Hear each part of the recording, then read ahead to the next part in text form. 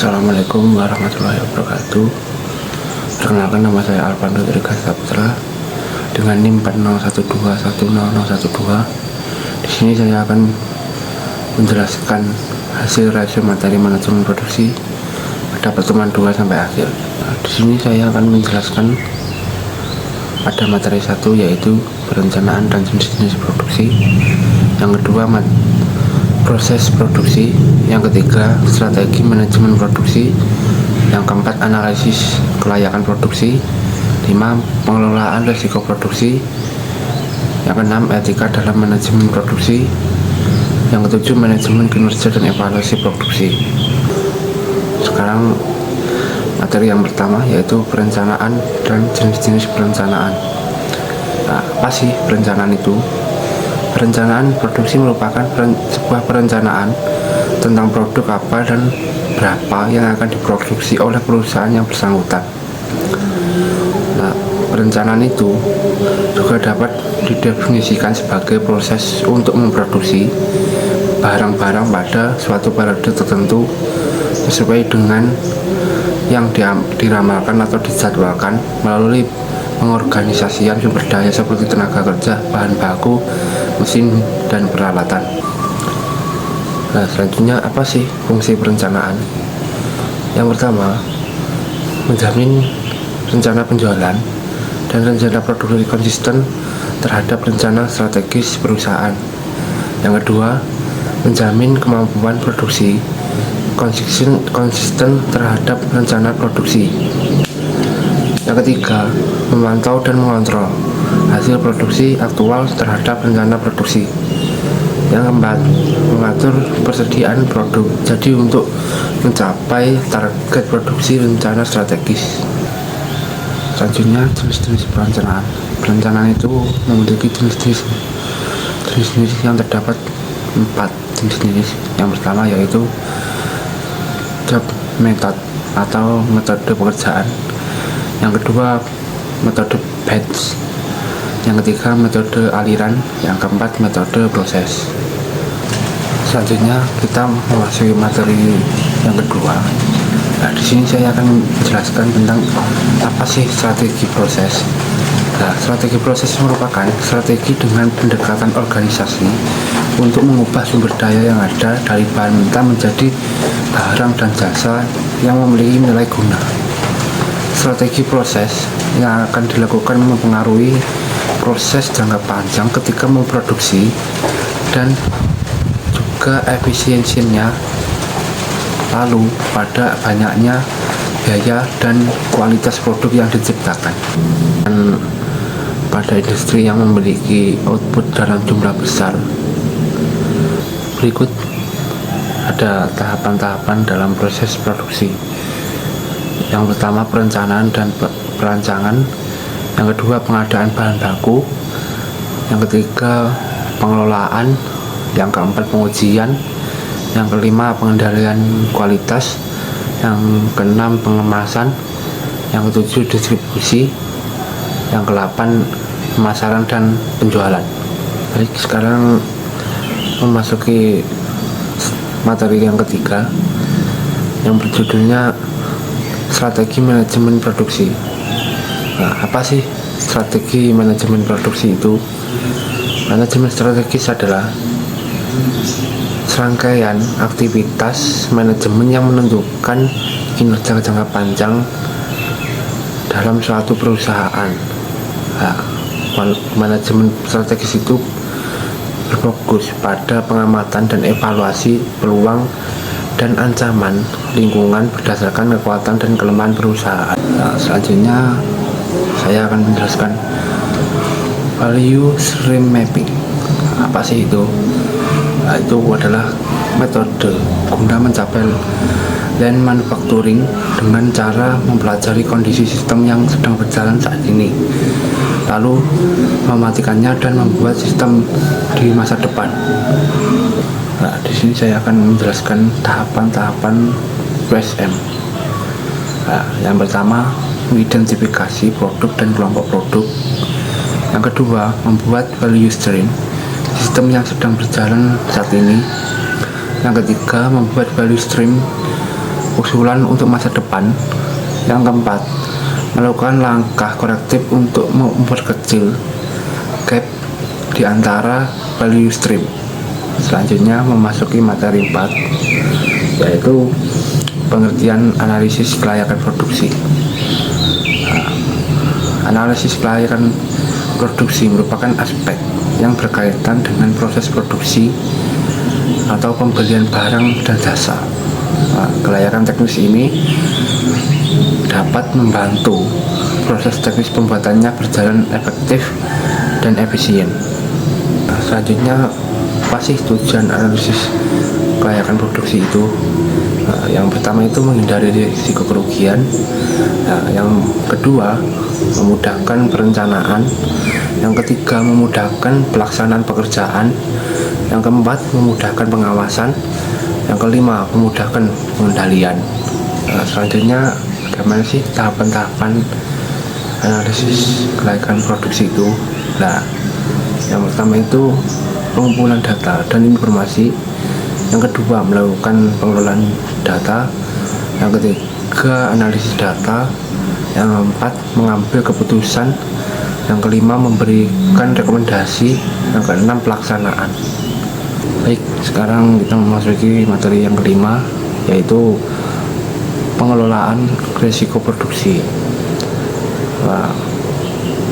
Risiko produksi itu dapat dikelompokkan menjadi dua. Yang pertama itu risiko dinamis dan risiko statis.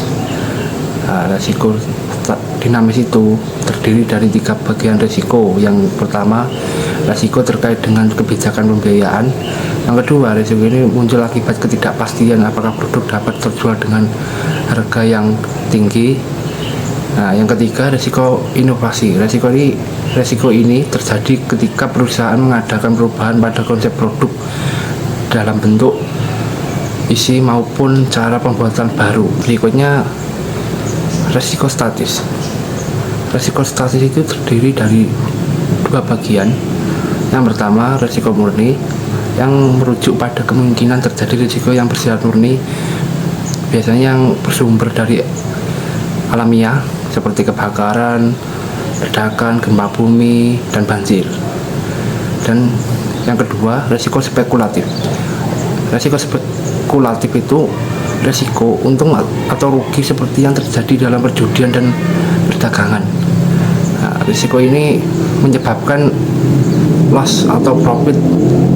Adapun tujuan dari pengelolaan risiko itu ada 8. Yang pertama, menjamin keberlangsungan hidup dan perkembangan perusahaan. Yang kedua, mencapai efisiensi dan efektivitas biaya dalam mengelola risiko.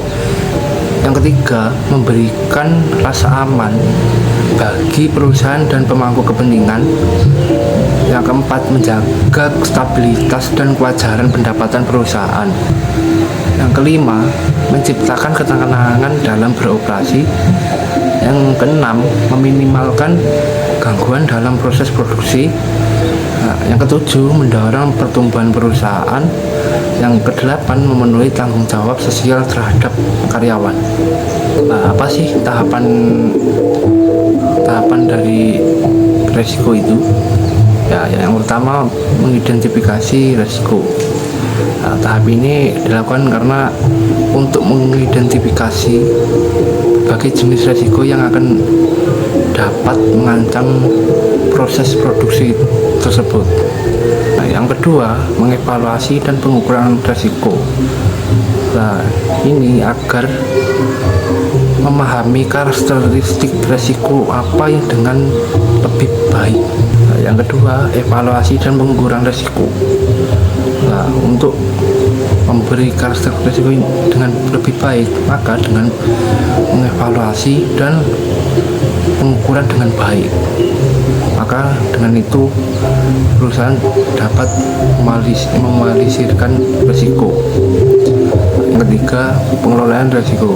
Maka dengan mengelola risiko dengan baik, mungkin akan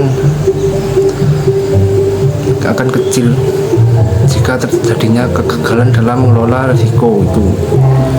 Dan ketiga, pengelolaan risiko. Risiko harus dikelola dengan baik, karena jika gagal dalam pengelolaan risiko, konsekuensi yang didapat sangat serius, seperti kerugian besar yang terdapat dalam perusahaan. Baik, sekarang memasuki materi yang keenam, yaitu etika dalam manajemen risiko. Apa sih etika? Pasti kalian sudah tahu ya. Etika adalah serangkaian prinsip dan nilai yang menegaskan perbedaan antara perilaku yang benar dan salah. Sementara itu, manajemen produksi itu merangkum prinsip-prinsip umum yang mengatur aktivitas ekonomi produksi secara keseluruhan, seperti penentuan lokasi pabrik, perancangan pekerjaan. Baik, sekarang apa sih fungsinya SDM itu?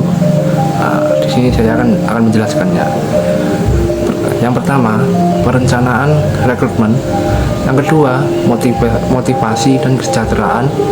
Yang ketiga, pengembangan dan pelatihan. Yang keempat, membangun hubungan yang baik dengan serikat pekerja. Di sini ada juga peran sumber daya manusia. Yang pertama, tenaga kerja. Yang kedua, tenaga ahli. Yang ketiga, pengusaha. Yang keempat, pemimpin. Yang kelima, produsen. Yang keenam, konsumen. Baik, sekarang memasuki materi yang ketujuh, yaitu manajemen kinerja dan evaluasi produksi. Apa sih manajemen kinerja itu? Manajemen kinerja itu adalah suatu proses pengelolaan kinerja atau hasil kerja. Pelaksanaan manajemen kinerja itu didasari oleh perumusan tujuan, adanya kesepakatan dan kerjasama, itu bersifat berkelanjutan dengan adanya komunikasi dua arah dan terjadi umpan balik. Di sini saya juga akan menjelaskan apa sih manfaat dari manajemen kinerja bagi perusahaan itu. Yang pertama, menyelaraskan tujuan dari tim dan individu dengan tujuan organisasi. Yang kedua, perbaikan kinerja. Yang ketiga, peningkatan komitmen. Yang keempat, perdukungan terhadap nilai-nilai inti. Yang kelima, perbaikan proses pelatihan dan pengembangan. Selanjutnya, pengujian produksi. Pengujian produksi itu terdapat 3 bagian. Yang pertama, persyaratan pengujian produksi. Yang kedua, pihak yang berperan dalam pengujian produksi. Yang ketiga, perusahaan. Cukup sekian presentasi dari saya. Bila ada kata yang kurang berkenan, saya mohon maaf. Cukup sekian, terima kasih. Wassalamualaikum warahmatullahi wabarakatuh.